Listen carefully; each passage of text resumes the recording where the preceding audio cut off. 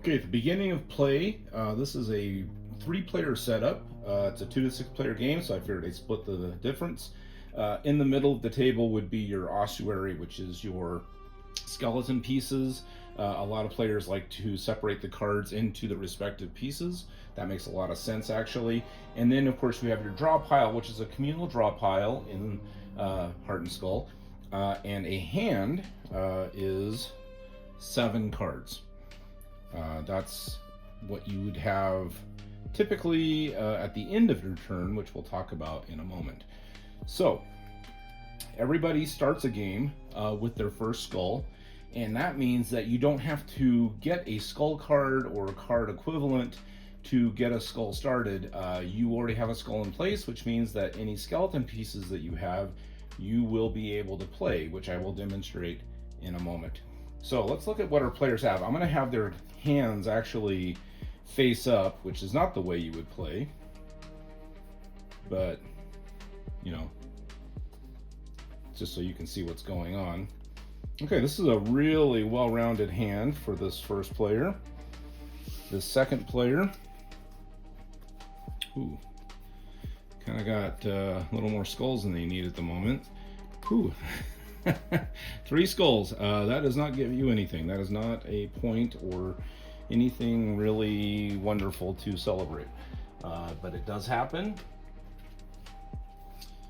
And then this person has also a pretty wide range, a pretty good range of things they can do in their hand. So I will demonstrate that. I'm going to walk through one round of play just to give you a feel for how this works. Let's go. Okay, so player 1, we're going to start with the player closest to me because that's just convenient. They have 2 decay cards. Of course, everybody just has a skull, which means you can't use them right now. They have an arm and a leg. They have a mid-watch. This is an all-purpose defense card. Probably the most utilized card in the game. You can defend yourself. It protects your skeleton. You can play it on behalf of another player, and you can play it as a reaction card. You do not have to play it on your turn. You can play it on another player's turn. Unmarked Grave. This is technically a cemetery card. However, it is actually effectively a wild skeleton card. So if you need a skull and you don't have a skull card, you could play this and get a skull or any other skeleton piece you need.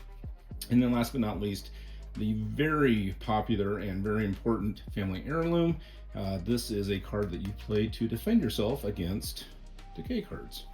So, first round, not a lot you can do, but they can do a couple of things. So, they are going to play an arm, and you discard face up, and a skeleton, or a leg.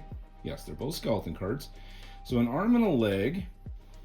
And then they're going to play this wild skeleton card, also known as an Unmarked Grave. So they're going to give themselves an arm, a leg, and with the Unmarked Grave card, they're going to give themselves a rib cage, or a rib piece. So right off the bat, they've got basically half of their first skeleton assembled. They really can't do anything else.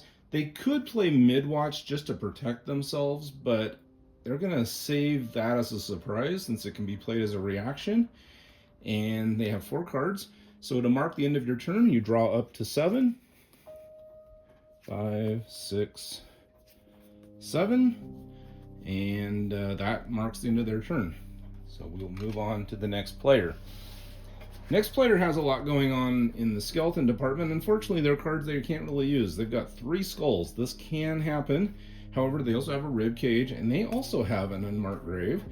And then they have a fun card called Seance, which I can demonstrate how that works. And then they've got a card called Epitaph. Epitaph just happens to be the most winning card of the game. However, it does require patience because it is the only card you can play. A lot of people get excited when they get this card because basically the way it works is if you have a skull and 2 skeleton pieces and you play this card, you can complete your skeleton. However, It's the only card you can play, so you have to have those 2 skeleton pieces in place first, wait a round, and then play it. So this person can actually pull that off on their next turn. So they are going to play ribs in an unmarked grave. So we will give them some ribs. And with the unmarked grave, we're going to have them get a pelvis, because they get to choose what that is. So again, about half built. They're just missing their limbs. Can't really do anything with those skulls, but they are going to play the Seance card. So they're going to play Seance against this player. Note that it is a scythe card. So that's an attack. So they're playing against this player, and what they're going to do, Seance allows another player to look at their hands. So they're going to say, this player gets to look at this player's hands. So this player would then hand their cards over to this player. They would flip them over, they would look at them, and they would know what this player now has in their hand. It's not a super important card, but it's kind of a fun card. And it does technically count as an attack. All right, so next turn, as long as he doesn't lose this card, he can play this card and get a full skeleton, which we'll see if that happens or not. So he has 4 cards. Draw up to 7, 5, 6, 7, and this person's turn is done.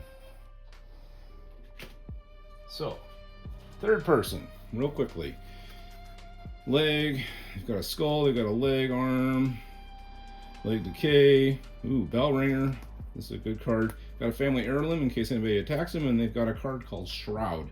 Shroud is an interesting card. This is a defense card, and you basically place it over your first complete skeleton, and it's protected permanently for the remainder of the game. Pretty cool. All right, so they've got their skull, so they don't need a skull, even though they've got one, but they're gonna play leg and arm. And they're gonna get a leg and an arm. And again, you can, once you have a skull, you can build in any order you want. You don't even have to build first. You can even play your decay cards first if you want. So this player has a leg that's up for grabs. So not up for grabs, but it can be attacked. So they're going to play decay. Say decay your leg. And now we have to check and see if this person can defend themselves. They can defend themselves not just once, but twice. This is total happenstance. They could use the Midwatch card, or they could use Family Heirloom. Family Heirloom's actually designed to counter decay cards, so they're going to play Family Heirloom. That prevents the leg decay card from happening, and the bonus of playing a Family Heirloom is you get to draw a card to replenish it. So that was thwarted. That player cannot attack that player again, even if they wanted to. And now we're going to show just how disastrous this game can be. So they have one attack card left and one opponent left. They're going to play this card called Bell Ringer. Bell Ringer, when played on your turn, force another player to discard their entire hand and draw only 3 cards. Technically, at the time of the recording, this can be prevented by cemetery trees. That will not be the case in the future, but we can play it that way. However, that's not going to be a moot point because I do not think that this player has cemetery trees. They do not. So that means that their hand, including the card that could get them their first skeleton, gets discarded. They're going to hide it because they don't want anybody to know that they had it. And they're going to draw 3 cards. That's not great, but you know what? They can still build on their next turn. So that's this. That gets discarded. This person now has 3 cards. They can't really do anything else on this turn. So they're going to draw up to 7, 5, 6, 7. And that's their turn. So that is a good, very strong initial example of how a first round would play out. Everybody got a start on their first skeleton, but no one finished one yet. And yeah, one person who could have had a real advantage early on just kind of got their hopes dashed. So welcome to Heart and Skull, and stick around for a more involved play session video coming in the future. Or if you're watching this in the future, it's probably already on the playlist. Crowdfunding September 2026. Sign up for my email list. You can find that link on Instagram or my website at ravenportents.com. This will give you access to an exclusive Kickstarter tier that will not be publicly visible, and access to artwork that will never be published anywhere else. So be sure to subscribe, be sure to play, and I really hope you enjoy my game. Thanks.